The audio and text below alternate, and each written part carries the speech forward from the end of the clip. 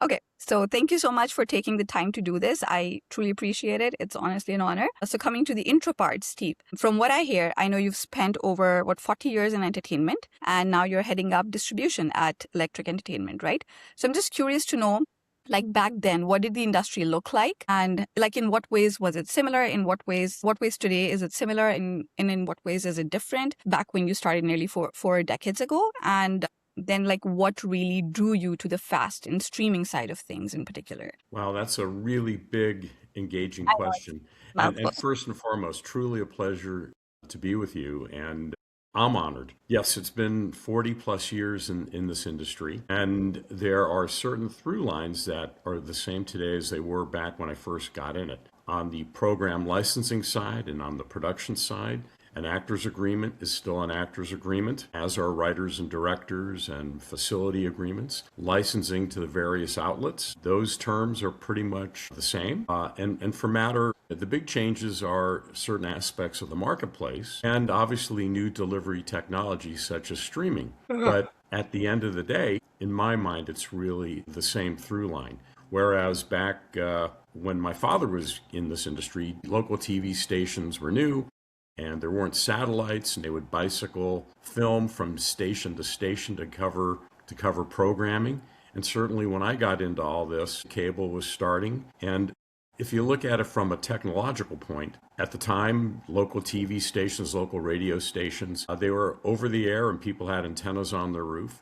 And basic cable came along, and with a community antenna, which is really what cable was, it gave everyone an opportunity to get a better signal as Yes. opposed to, getting having to adjust the rabbit ears on your TV set because there was some shade from a mountain that kept you from getting a good signal. So Mhm. segue forward, basic cable, satellite were all improvements on delivering quality programming to the consumer. And accordingly, streaming is the next generation of this. It's at the end of the day a new delivery method, and as opposed to anything else, it's cheaper, it's better, and the viewing experience accordingly keeps adjusting to make it a better experience on the consumer side, to make it more efficient and easier for people on the programming side to get their programs across and viewed to the public. I know that was a lot to say, but it's really true. And as far as the excitement of streaming and fast and so forth, I always looked at myself as being kind of a guerrilla warrior. And frankly, we all have to be. And you have to adjust to things coming down the line. Otherwise, you're left behind. That's been my background in many ways. To kind of give you an idea, in broad strokes, I started out as an attorney with MCA TV Universal Studios.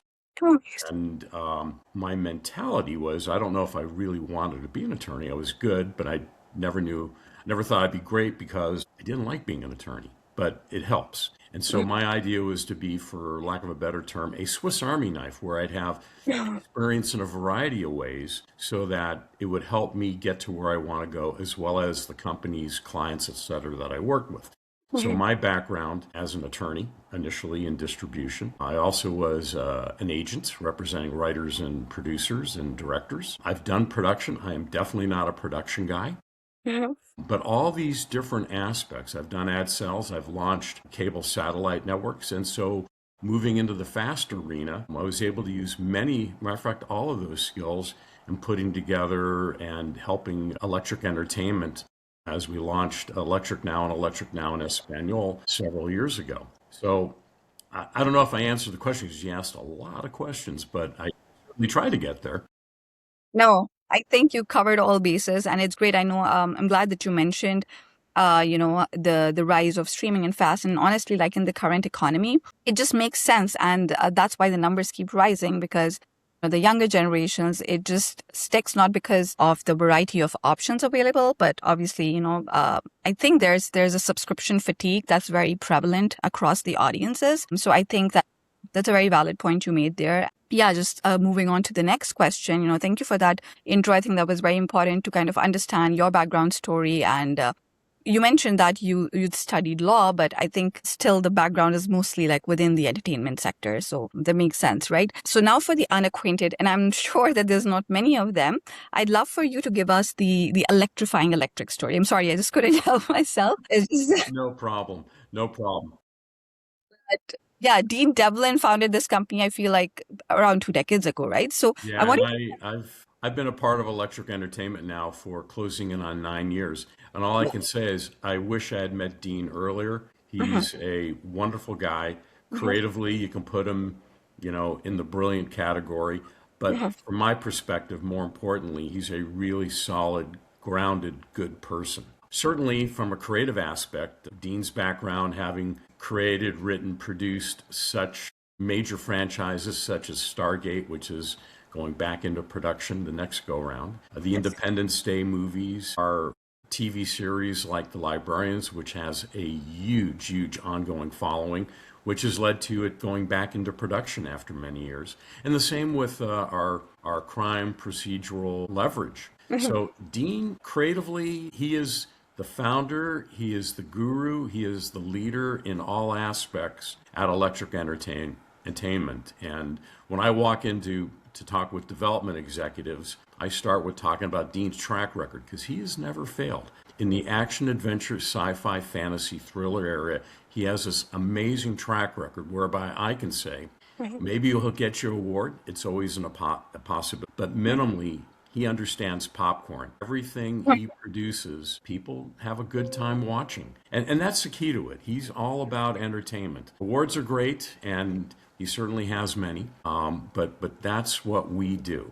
We're known for action, adventure, sci-fi, fantasy, and thriller.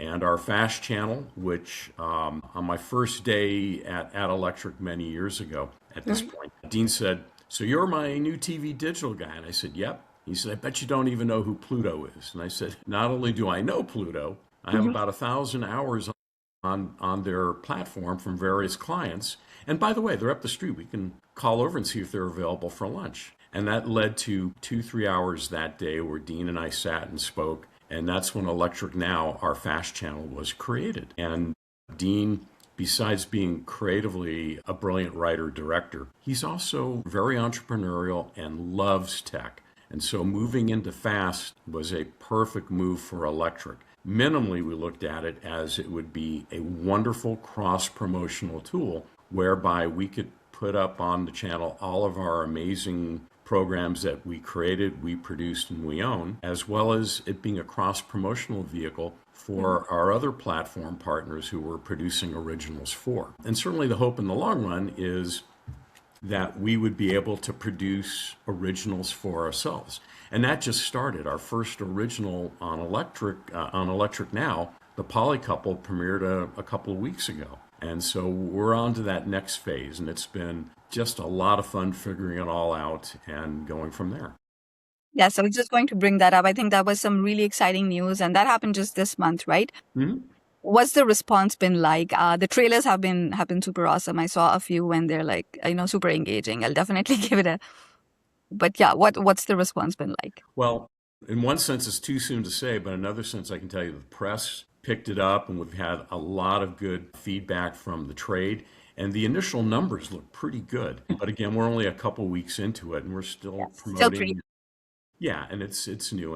And what we also realized in regard to the growth of Electric Now was even though foundationally everything we've created and we own is the foundation of the network. We want it to be more than just that. We want to be more than just a rerun network. Yeah. So we've been doing podcasts, the original, the Polycouple, which we just talked about, doing the Saturn Awards live, an award show highlighting the best in action, adventure, sci-fi, fantasy, and horror, which, as you can see, thematically fits what we do. We're trying to be more than just a rerun network. And even though we are cross promotional, it helps all of our other things we have going on with TNT, with the reboot of Librarians, with Sci Fi Channel, with our new Deep Space series, The Ark. Actually, it's not even new, it's season 3 coming up. But it just keeps expanding in so many wonderful ways. And we're making money on top of it. So go figure. It's working Which from is all always good. angles. Yeah, absolutely. So now as you mentioned, like these household names like Leverage, Librarians, The Ark. Almost Paradise, The Outpost, titles like these, they have genuinely devoted fan communities. And you mentioned that's the common thread, like that's in terms of a thematic focus or a genre focus. It's more like action, sci-fi, thrillers, mystery, right? So just coming towards, that part, the audiences that the devoted fan following that Electric's programming has. And I say that with like 250 million plus monthly streaming hours. I know that's a very sizable number that we're talking about. But beyond the scale, I want you to shed some light on who are these viewers, in your opinion? Like what's distinctive about the Electric Now audience as opposed to like a casual streamer who just happens to land on a show that's available? That's a really good question, and I'll start broad and narrow it down. I mean, with streaming, as we were talking, you mentioned earlier, it always starts with a younger demographic that they're the ones who are testing the boundaries and more willing to try something new, as opposed to being an old gray-haired guy like me that's used to doing certain things in certain ways. Yeah. But as it's grown demographically, age and gender is becoming very big and broad. Historically speaking, everything that electric entertainment has produced has had, and I never like this term, but it's really true. We work in all four quadrants pretty equally between the split in our viewership between men and women and between young and old. And so as more people come into the streaming tent, it's just feeding the electric audience in so many ways because we're really growing into what our demographic has always been. This very broad grouping of, again, the four quadrants, they look at electric. So I think we'd still be doing well, and we have been doing well as it was going from young to a more, I don't want to say old, but a more balanced age demographic. So that's where we are, and it's kind of curious because when everyone thinks action, adventure, sci-fi, fantasy, everyone thinks, oh, it has to be very heavy male and probably younger. But we actually lean a little female, which for Interesting. advertisers, that's historically a very good thing because all I can say is probably women are involved in 80 to 90% of all buying decisions. As an example, if I went and bought a car without talking to my wife about it, she'd go crazy. Absolutely. I mean, even though it's my car. So she has input into everything, if not actually the decision. So in an advertiser support environment, which is really about fast, it's important that we have that kind of broad demographic opportunity for women. And additionally, one thing you mentioned earlier, which we really didn't talk about. I mean, the subscription service, the SVOD services, Netflix and Paramount Plus, et cetera, they're fantastic. But at some point, just as with basic cable, people start adding up that bill and saying, oh my God, that's a lot of money. I got Netflix, I got Hulu, I got Paramount Plus, I got Peacock, et cetera. And so at the end of the day, advertiser-supported television is where it's at. And so I am very, very bullish about FAST as well as advertiser-supported VOD. Yes. Yeah, I agree. I think, especially in today's day and age, it's mostly about content discovery. And, with these like plethora of bundles and, subscriptions that you have, a lot of the times, on these platforms, at least if I say so for myself, you're just watching at best like 2 or 3 shows. It's not like I will be covering all the content that's available on Netflix. So, and I'm being very, with our subscriptions, we're very conservative in general as a family because we know we won't be using up all those. But I know that there's a lot of people who have multiple subscriptions, and I know that there are apps that help you keep track of all your subscriptions and their usage limits and everything. So you're right. That's very real. And that's why I think the rise that FAST has seen has been incredible in the past few years. And, talking about demographics, that was a very interesting insight, about it skewing a bit female. So just, expanding on that, on the demographic side of things, I also wanted to mention Electric Now in Espanol extends the platform to Spanish-speaking communities as well, right? So I wanted to explore, like, how are those viewers different from the core English language audience, like, apart from in the obvious sense, obviously, but like, what's the opportunity for brands and advertisers that want to reach like that community authentically through your platform? That's a really good question. Electric Now in Espanol is, we're very excited about it, and it's growing. The big issues we've found is the fact that the Spanish language audience is very broad, and there's a different cultural mentality between Central Americans and those who speak Spanish coming from the Caribbean or South America. So it's a broad language with cultural differences. we look at Electric Now and Espanol as a very broad opportunity. Whereas when we talk with the Spanish language focused platforms, we're not the core of their viewership, meaning we know that telenovelas work, we know other formats work. We're not that. But we Yeah. also know that Spanish speakers around the world, just like English speakers or any other language, they still like action, they still like sci-fi, fantasy. It may not be bullseye on the target that goes to their core cultural preferences, but we know that we add a diversity in the type of programming that they don't get from, say, Televisa Univision or Telemundo or whomever, because they're focused on that core. We're not them. We give Spanish speakers an opportunity to reach a different type of programming. And I may add, in regard to Electric Now and Espanol, just as with Electric Now, foundationally, our programming is the programming that we created, produced, and we own. And in the United States, most of those programs in the Spanish language are premieres and only available on Electric Now and Espanol. The other side, as talking about these cultural differences, each platform has a different strategy regarding reaching the Spanish-speaking audience, and some are still developing it. We've launched on a few and found out that it was too soon as they were trying to figure it out, and we've come down. And now we're back on and engaged. Certainly there are other platforms that are still trying to figure out how do we get to this wonderful group of people, reach and really impact that broad number, no less specifically. And that's the challenge, because Spanish, sharing a language, as we hear, we all speak English in the US, but yet we're diverse, and how do you appeal to everyone? And that's the challenge with Spanish speakers. It sounds amazing. And now coming towards the value of Electric Now's, programming and content from an advertiser's lens, from their perspective. So I know that independent CTV publishers often hear the same objection from media buyers, like things like, we know the big walled gardens, we're not sure about everything else, and the content and the programming that FAST has to offer. So in your opinion, what do you say to a brand or agency who hasn't bought Electric Now before? Like, what would your opening argument be? Well, first, the quality of production. The quality of our productions are equal to and or better of any major studio, period. So when you come to Electric Now, you're going to see quality in the production. Yeah. You're going to be comfortable with it. I like to say about our programming, it's like an old shoe, a comfortable fit with a new little twist to it. So Almost Paradise is a good example. It's an updated twist version on Magnum. You can go on and on in those kind of analogies. So it's quality, for one.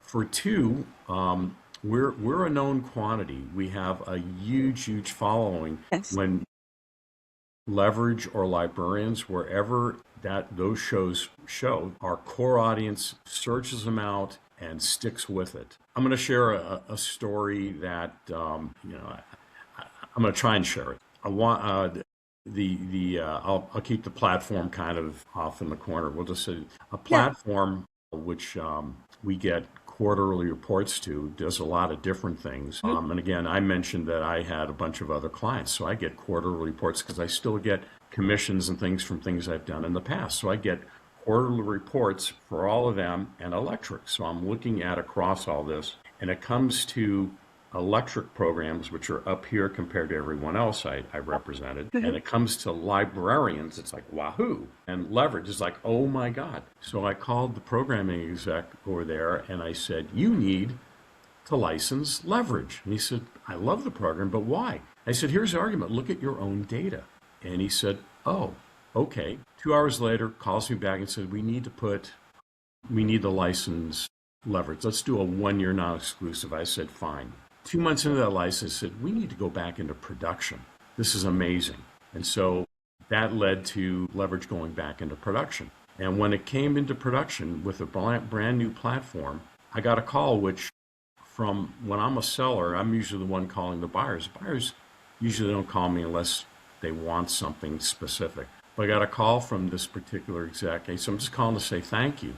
And I said, oh, you're welcome. What for? He said, well, when Leverage premiered, at that particular point in time, our our parent company didn't know we were a business. You proved we were a business. And from the second the show premiered, it had almost a five-fold bump in our audience, a huge halo effect over the entire platform, and everyone Wow. stayed. And Wow. so thank you for our jobs. And it's just true. I mean, and it goes to the quality of programming and the fact that Dean really has a good idea as to what audiences want. Just that simple. Yes. And it's quality, and we just have a lot of fun with it. I You're don't know right. if I answered it, but I tried to, and It did, and I think it answered and beyond, obviously. And I think, like you said, the quality of programming, it also like ties back to the fact that it started from an independent studio. So you guys are very content focused, and now moving into distribution. So it just all ties up. And I'm glad you mentioned that story. I think it's a perfect prelude to my next question. Again, looking from that advertiser and buyer perspective, can you share an example? And you don't specifically have to mention the brand, but of a campaign that performed really well in a way that surprised you really, and what really made it work?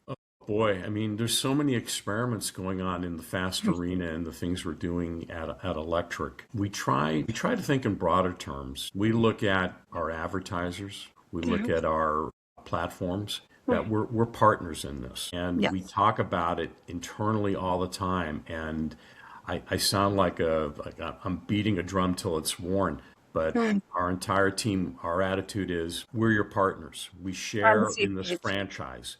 What is important to you is important to us. We need to know what you're doing, what your promotions are, what your objectives are, etc., and we will work with you accordingly. We've created marathons. We've done everything as broad as holiday programming and Valentine's Day scheduling and things like that. In fact, I was talking yesterday with the woman who oversees carriage for us over at Amazon, and I said, hey, we'll do a Jeff Bezos day in some way. We'll figure out how to program a Jeff Bezos day for you. And we really, really mean that. Whether you're an advertiser, whether you're MasterCard or Ford or whatever, what can we do to make not just buying an ad a good experience? That just goes down to raw numbers and CPMs and things like that. We try to figure out value added in that. If you're looking to do some type of specific objective, how can we program? Because certainly we can highlight different episodes of our different series, put on specific films that feed into what you're trying to accomplish.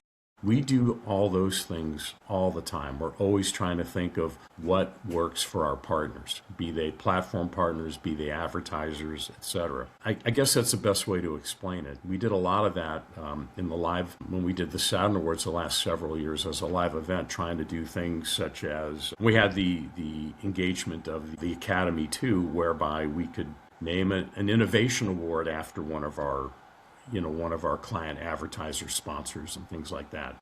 And so that's the way we roll. We want to figure out what's best. How, it's not just selling an ad and saying thank you very Yeah. much. I think you hit the nail on the head, Steve, with that one, because I love that response. Because I think when you think of it not as not in terms of two sides, and this is the buy side, this is the sell side, and because eventually the goal is very similar, whether you look at it that way or not. But it's basically looking at everything from an audience perspective, whether it's the campaign or the content.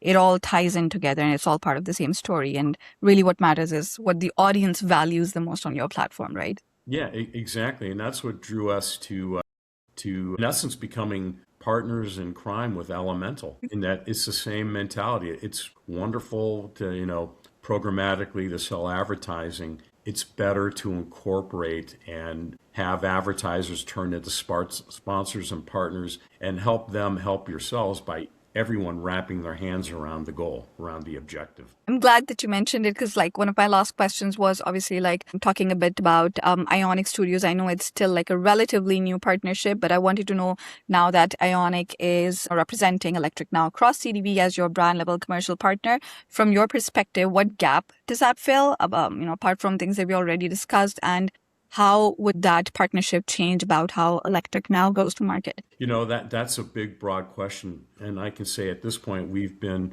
working with Ionic and Elemental for a little under a year. And frankly, the experience has been fabulous. Focusing specifically on advertising, We've had other partners or entities we're working with advertising, and some good experiences, generally okay experiences.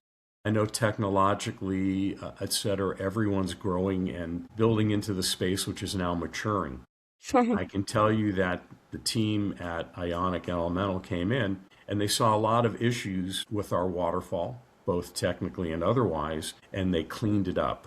And our CPMs went up just from helping us clean it up. And our fill rates went up just from that aspect. And then you get into other opportunities they've brought to the table. This wonderful data analytic dashboard, their Sarah technology, which helps us pinpoint where it literally goes in. It's a ad sales dream whereby it matches up our programming and makes recommendations as to not just categories that are good to go after to sell ads to, but specific companies that this would fit, and also gives the connector with the right person and all those kind of things that really help out. It's really rather intuitive, and I worry about certain things in this age of automation where that partnership aspect where it's just run, whether you want to talk about AI or some other technology, where there's not a person on the other end. We feel that at the end of the day, this may sound old school, but the reality is you got to make that personal connection. You got to be more than just selling a spot, because that's just a transaction. And if the transaction's great, okay, maybe they'll buy more, maybe not. We want to do more than that. And that's what Elemental Ionic brings to the table. Not just cleaning up our waterfall, which was a great start. I mean, I can't begin to tell you how good that was. And the other aspects where we're seeing fill rates and our CPMs go up above and beyond that now that they've wrapped their hands around things from not just a technical, but just a hands-on operational aspect. That's amazing. Yeah, I think I can go on and on like this because it's been yeah. terrific. No, it's humbling for sure. I think with with partners like you, it just makes our job easier as well because of that audience focus. It's easier to work with partners like you who have like such an engaged and like a devoted fan community, and we have partners like you are sitting on such breadth of data, and it just gives us the right tools to work with and surface the right opportunities. And I'm glad you mentioned Sarah as well. So yeah, the goal of the tool has always been to kind of provide the right strategic support to our CDB publishers, partners, and revenue teams to just make sure that it's not just about like you said, just selling that the right spot and selling that the right ad, but really just proving the value of the media investment to buyers. And that can only be done with the right amount and, the right amount of data and the right amount of audience data. And it only makes sense if we're laser focused on the audience side of things. So yeah, I think I do want to continue this on and on, but I think this was the perfect close. Well, we can do it again sometime. Yeah, for sure. I think this was the perfect close to our session. And I know you guys have lots of exciting updates and, stuff coming up on the horizon. You mentioned the new launch, the revamped app, and the new fast channel. So all of that, super cool, super exciting stuff. And I'm just, really excited about this partnership. And I hope that we, continue to do great stuff together in partnership. So yeah, thank you so much. I feel the same way. We all bring expertise to the table. Our expertise is in the programs we create, and certainly your expertise is helping us organize and get it out there in front of the right folks, and we really appreciate it. Awesome. Great minds. Thank you so much, Steve, for taking the time. So yeah, I think I can hit stop on the recording now.